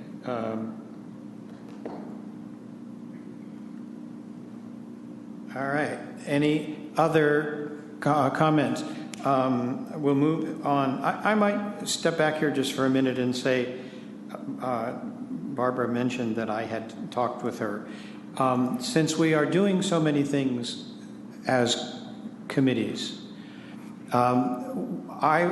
one of the things that I would like to see us be sure to do is when we hear a report from a committee, if it raises an issue. I mean, the committees don't make the decisions. The commission makes the decisions.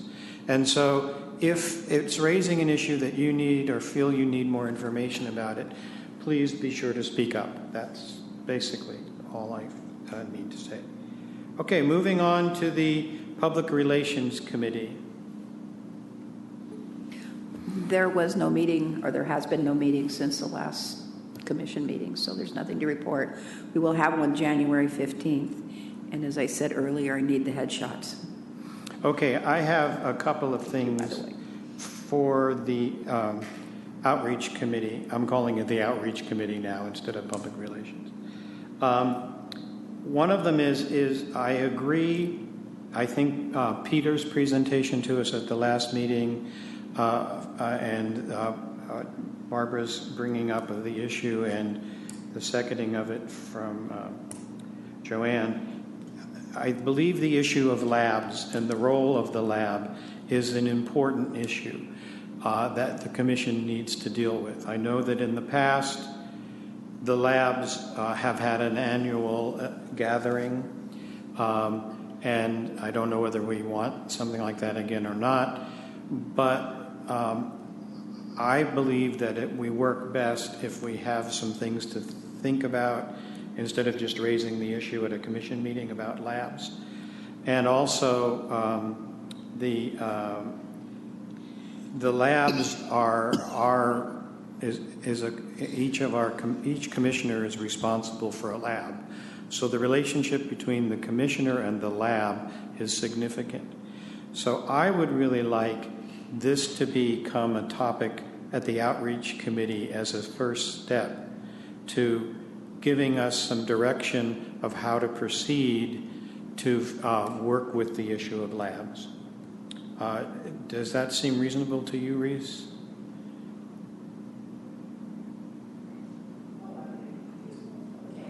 You're talking about the Public Relations Committee. Right. Not the Community Outreach Committee. No, the Public Relations Committee. Got lost. Right. That I'm calling in my head the Outreach Committee now because... Yeah, I think we could spend some time discussing the roles of labs and how we could better relate and more efficiently use them if... Well, and not only that, I think there's a question of, first of all, labs are a part of the Joint Powers Agreement. They're in the Joint Powers Agreement. So short of another reconvening of the mayors of all the cities and the city count, the Board of Supervisors folks, we have labs. And so the question that I'm really asking the committee to look at is how can we as a commission best address the issues of the labs? Do we need to have a special labs committee? Do we need to convene a meeting of the lab chairs? Do we need to have another county-wide lab meeting to work on what labs do? I'm looking for a proposal of how we solve the problem rather than the solutions to the problem yet. Okay. Joanne?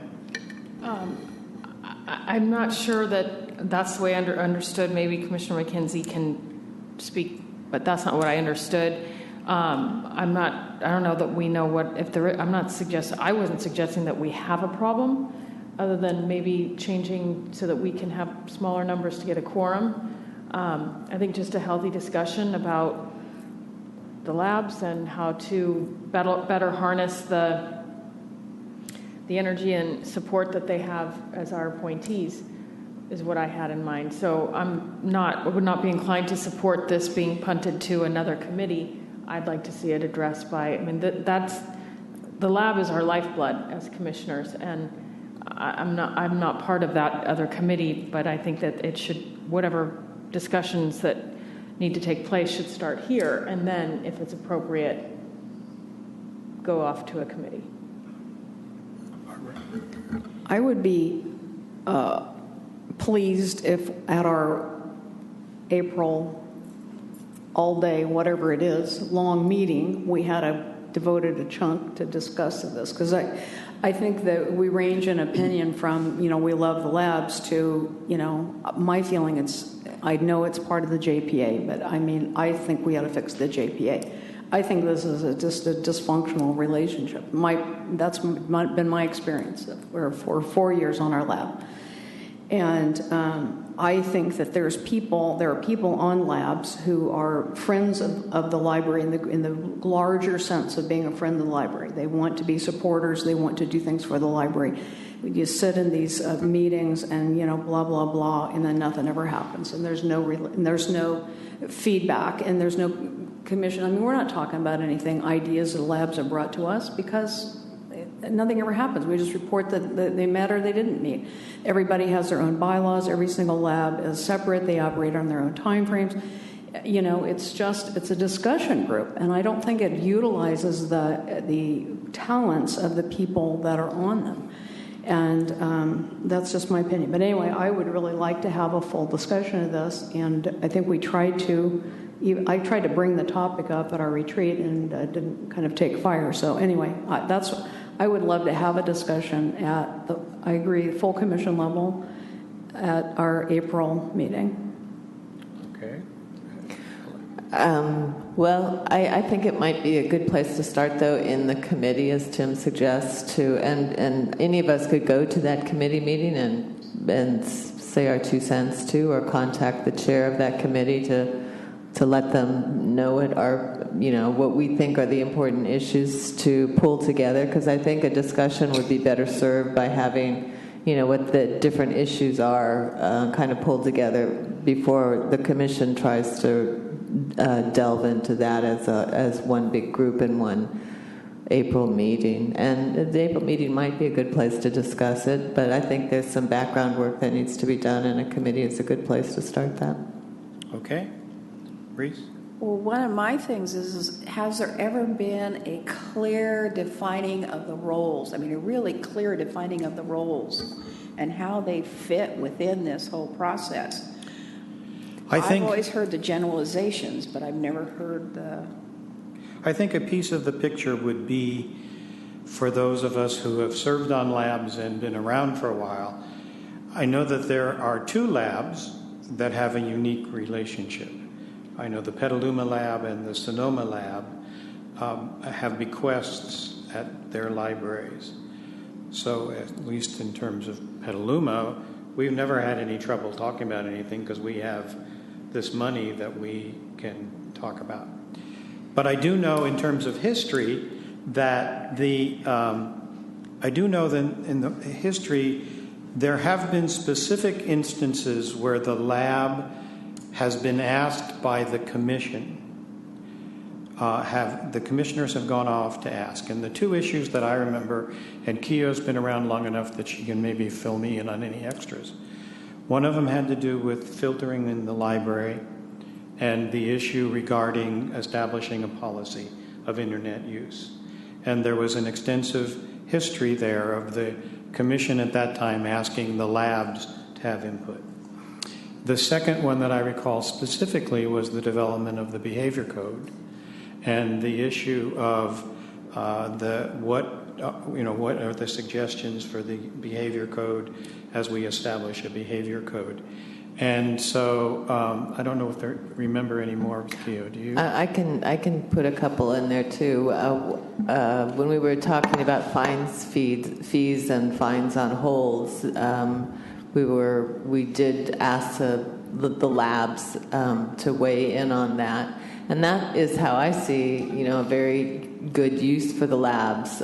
Sebastopol has also done outreach to their local community to get community opinion on issues too. So I see them as, the voice for the whole community that uses that library branch. And I think that it can be used effectively if we harness it to do that. I think it's partly problematic because they meet at different times. Some labs meet quarterly, and so it's hard to really find out what they think about something when the commission wants to move forward with it. So I think that there are certainly issues, and some labs are certainly more active than other labs. But those are things that would be helpful if the commission does weigh in on and come together and at least have some best practices to put out there for labs.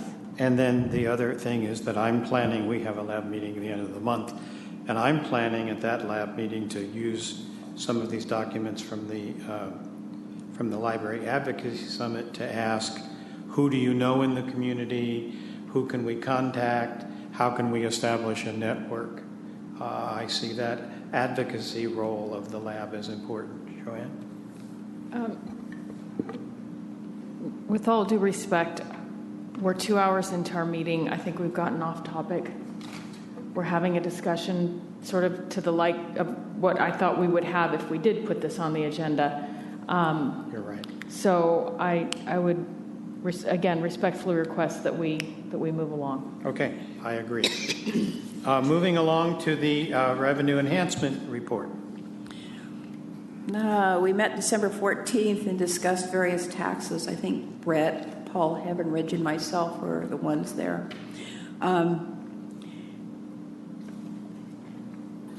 I think most of you know about Proposition 13, at least those of us who've grown up in California. And it set the property taxes in cement. There's no other way to describe it, unless you even want to go greater than cement. But they are not changeable. And California has tried to do several things to get around it. One of them is to establish the parcel tax, and we're the only state in the union that has a parcel tax, and it's a flat tax on property that some entities have passed in order to fund their functioning or their operations. There are sales taxes, which is another tax that we have that some people are using to supplement what property taxes don't provide. And by the way, property taxes were based on 3 years of mid-1970s budgeting. And if you were a conservative group during that time, which most libraries were, then you got hammered because they based it on a conservative kind of budgeting. And with the changes that have happened over the last 40 years, libraries are struggling because of this. Those entities that were spending and spending and spending don't have some of the same issues that we have. Anyway, so sales taxes, like we tried to do with Measure M, and our 8-cent sales tax kind of spreads the thing out over everybody, and it kind of honors the equity. If you could only spend $400 a year in buying things that sales tax would be applied to, then you pay an additional 50 cents towards the libraries. If you spend $20,000 in a year and are taxed on taxable goods, then you spend $25. So it's spread out equitably, and also those people who come into our county and use the sales tax or buy things that are taxable end up contributing to the library whether they like it or not. Anyway, general taxes generally are capital things. So it's, we had a discussion about the different kinds of taxes. And then we moved on and began talking about relationships and partnerships with corporations and businesses. And what came out of that discussion was a decision to begin to kind of put some feelers out and make some connections to see what we can come up with. I think one of the things that has to be decided with that is how much of that has to go through the foundation versus how much can come directly to us, and how do we deal with it. But that's all to be discussed in the future. Anyway, so we've begun the process. We're thinking about things like that. And we're going to move through all the different kinds of potential funding streams, just so we, number one, can learn about them and we know what we're talking about. And number two, so we can see how they may or may not fit our needs and our system and our structure. So that's basically what the Revenue Enhancement Committee is doing at this point in time. Thank you. Any questions, comments about that? Any public comment on the reports? Keo. No, not the comment service, but I would like to ask that we introduce Vicki, our IT manager. Okay. Do you want to do that? Okay. We'll do that in just a minute, Vicki. We haven't forgotten you. All right. Moving right along to the approval of the minutes. So moved. Second. Who seconded it? It was a tie.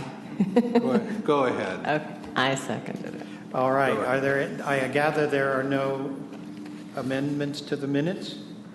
All those in favor of approving the minutes? Aye. Opposed? One absent from the room. I believe Joanne and I were both absent at the last meeting also. We're not allowed to vote on the minutes, Okay, right. Yeah. So 2 abstentions. Well, okay. Very good. Joanne and Barbara. They were absent. All right. We are moving on to the second page. Director's report. All right. Good evening, everybody. Just want to highlight a few things. As I mentioned in the management report before you, Ken and I are starting to work on the 2016-17 budget, and you'll hear more from Ken on that in a moment. The facilities master plan development process is underway. We've received proposals from a number of firms, and we've ranked those, and then the next step is for us to get together and interview a few firms, and I expect that we'll have someone selected within the next couple weeks. And we're still on track to have a facilities master plan in place by the end of this fiscal year. So I think we're tracking along on that pretty nicely. Commissioner Sanders is on the selection team. We also have closed the posting for a facilities manager, and those applications now are with Ken and Patrick, so we should get that process going as far as actually bringing folks in to interview soon as well. A couple other things I'll mention. Reese did a good job of covering the Sustainability Circle initiative that we're part of. For me, I think what will be great about that process is that at the end of us going through these meetings, we will have a sustainability action plan in place. And since that's one of our goals in our strategic plan to become more sustainable, I think this will be a nice way to help us get there through this participation. A couple of announcements. We've got LumaCon coming up in Petaluma on January 30th, the second annual comic and graphic novels celebration, so look for that. I'm really proud of the Food for Fines program that we did recently. I think it achieved two things. I've gotten kind of two different numbers here, but we got anywhere from about 900 to about 1,200 people's library cards back in good standing, which I think is wonderful, to get people to the point where they can check out books again. And then it looks like that our public donated about 5,500 pounds of food, which comes out to about 4,500 meals for people. So really good stuff. And then I'd like to wrap up my report and cede some time to Vicki. We recently conducted an IT manager hire, and we were fortunate to hire Vicki Turbovich, and today's her first day. So we tend to bring people in new on commission night. That happened to me too. But if Vicki could come up and just introduce herself and just tell us a little bit about herself, I would appreciate it.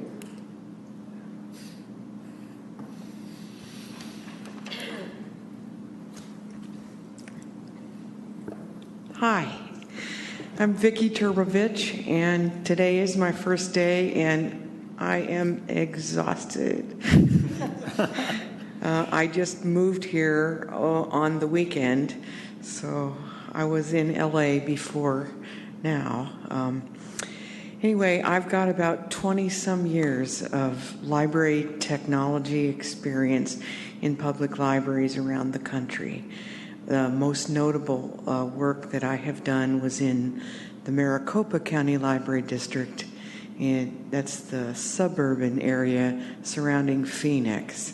So I was there about not quite 9 years, and we took the Maricopa County Library District from one kind of bad place to an award-winning system. So my hope here is to help Sonoma County Libraries get to great, because that's what our director says he wants to do, and that's what I want to do. So anyway, I am just getting to know the staff and taking a look at things that really matter, like infrastructure. So we have lots of work to do. I think a lot of great work has been done. And it's just really a matter of just taking some time to pull things together. Most recently, I came from Los Angeles, not in the library world, but as the technology director for a large Catholic parish with 6,700 families, a school with pre-K through 8, 750 students, and a preschool. So we had, in 18 months, and this is just by myself, we put in all new infrastructure, put in all new Wi-Fi, we put in a brand new voice over IP phone system, we implemented Google Apps for work and education. So if I can do that by myself, I'm just really happy I don't have to do that at Sonoma County by myself. That's me. Thank you. Welcome aboard. Thanks for having me. Thanks for hiring me. And that concludes my report. Thank you.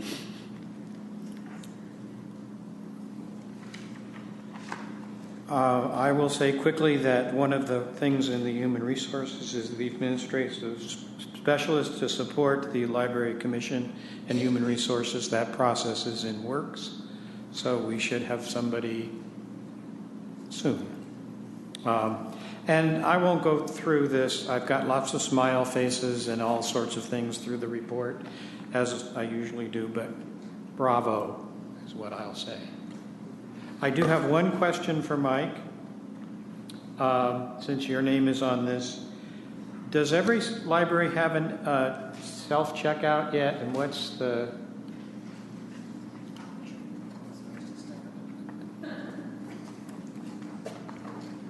Sorry, I get all kinked up on those little chairs. We put in the self-check in Northwest last week. Guerneville's is coming up very soon, and then Cloverdale and Healdsburg are the final two. So we're not in all libraries yet? Almost, but not quite. And then do we have kits for the CERC staff in all libraries? Yes, we do. Okay, that's my only question. Any other questions or comments about the management report?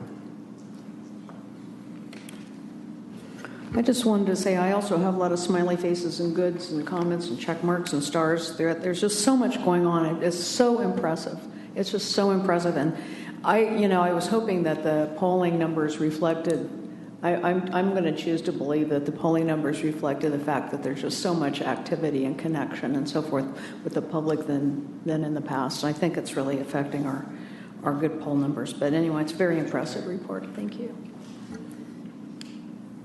All right.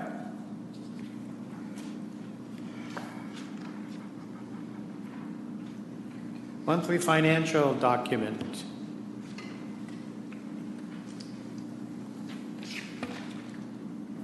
These start on page 21, and as Barbara said, we went over them in the Finance Committee, and November was a pretty not so exciting month as far as numbers go, and I guess that's a good thing, or at least I think it's a good thing. So there isn't much to go over. You will see in next month's report quite a significant change in the cash balance and the revenue line items because we've got about $9 million in tax revenue in the middle of December. So that's something to look forward to. But if anybody has any questions about the November financials, please let me know.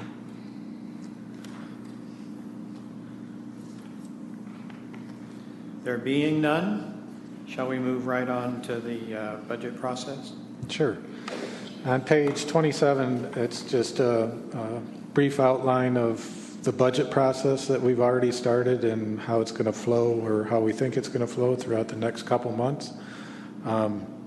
We've already been beginning discussions with the library management team about how to allocate the budget versus percentages at a very high level.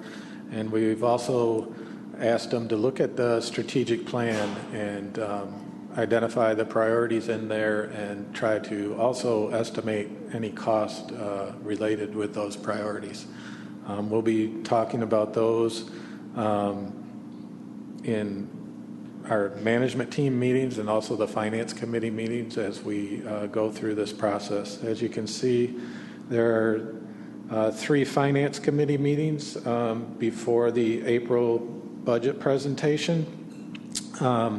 We see that as those 3 meetings as being very critical, not only reviewing the budget that the staff has put together, but also taking input from the commission as a whole and coming up through the Finance Committee to staff to try to point out the priorities of the commission. And so we're hoping that will bubble up through that committee. And like I said, we'll be discussing those in the next 3 Finance Committee meetings. The budget workshop in April, we'll be talking about the budget and also fund balance analysis and the OPEB funding discussions that we have every year.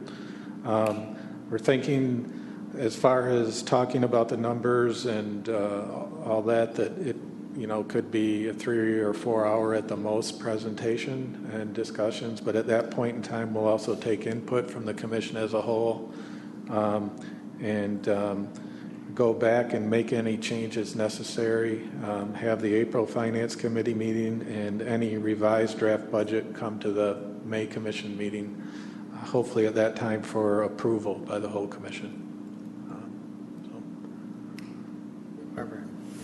Just one timeline change on this, Ken, is that the January Finance Committee meeting, we aren't going to have the priorities expressed by the commissioners yet because we just asked for it tonight. So we would have those on a February Finance Committee meeting. Okay. Yeah. Yep. Thanks. Other comments? Thank you. Yes, go ahead. Thank you, Ken. I do think it's important to lay it out for the commissioners as a group of us, not just the Finance Committee, really what we're able to have discretion over early on in the process. It's easy as a board member of any organization to see all these numbers and all these line items and think that there might be more at play than there really is. And if you could put it down in a way that says, okay, like if you took these, the revenue and expenses, and maybe in bold even said, here are all the things that can't change. Right. Or what percent, I know some of them are a bit more, for lack of a better term, kind of catch-all categories where you have like other professional services, and wrapped into that there might be a number of things that could or couldn't. But that's a real eye-opener for us, just sitting back here, is, okay, we have this almost $18 million budget, but really these are the areas that we can actually affect change. Okay. Thanks. Other questions or comments? Thank you. The next item on the agenda for discussion has to do with the idea of adjourning a meeting in honor of someone. This is a request to be on the budget from some commissioners. We have some documents about the form that would take,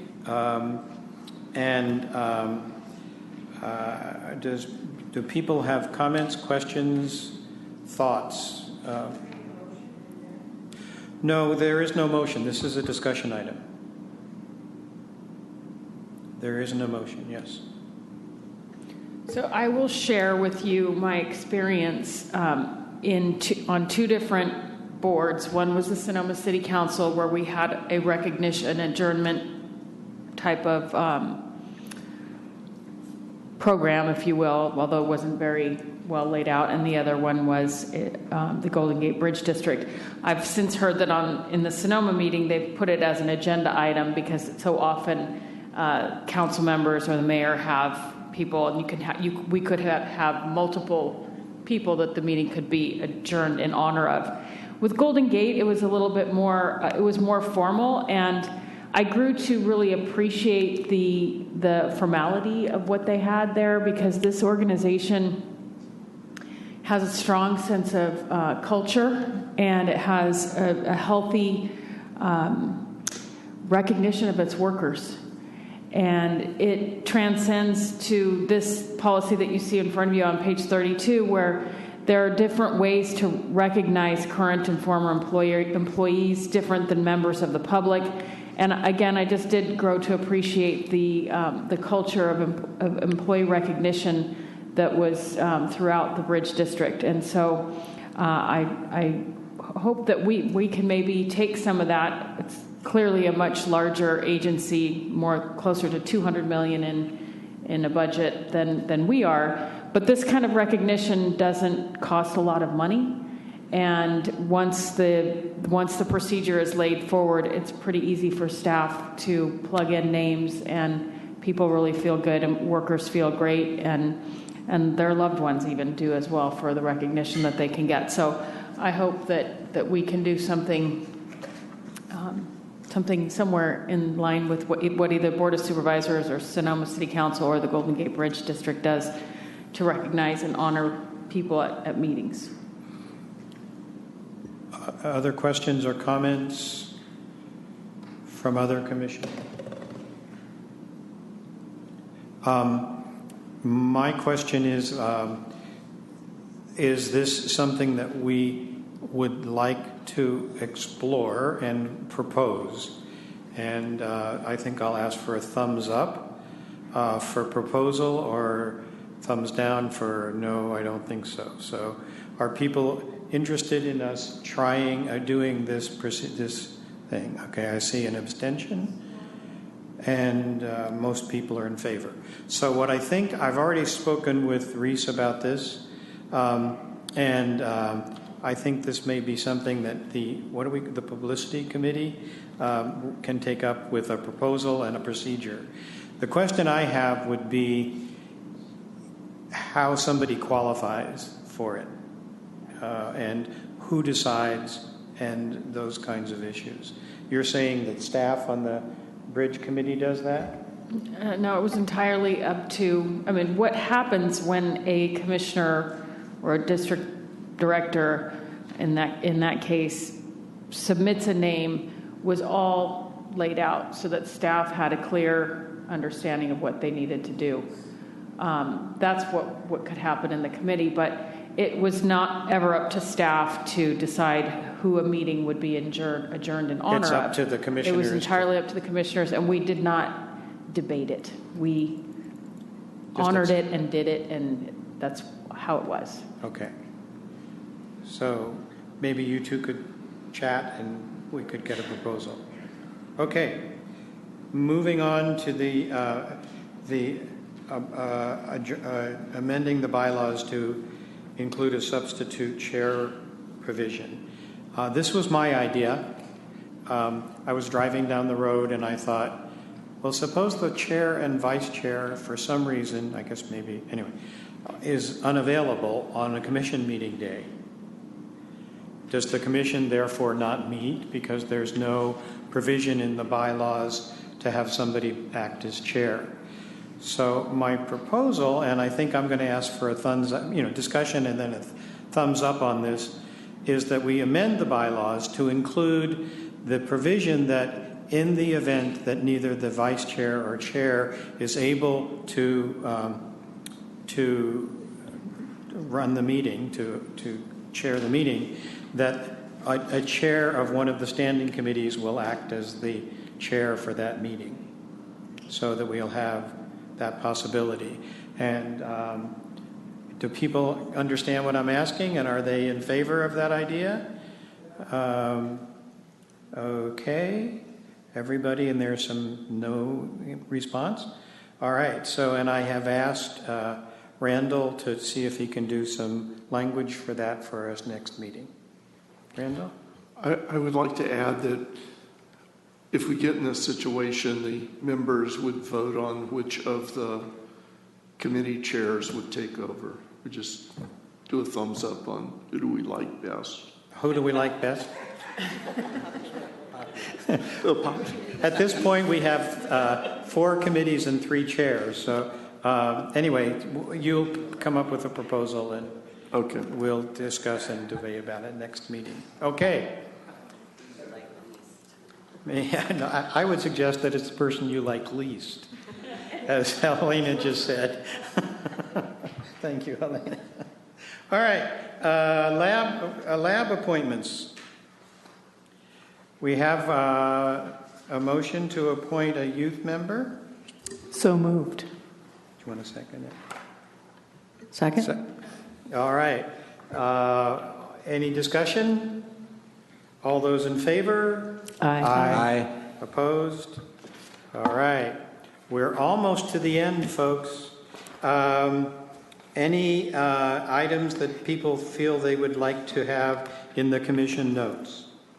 The 2 presentations. Right. The presentation, particularly about the polling, and also the resolution about the foundation.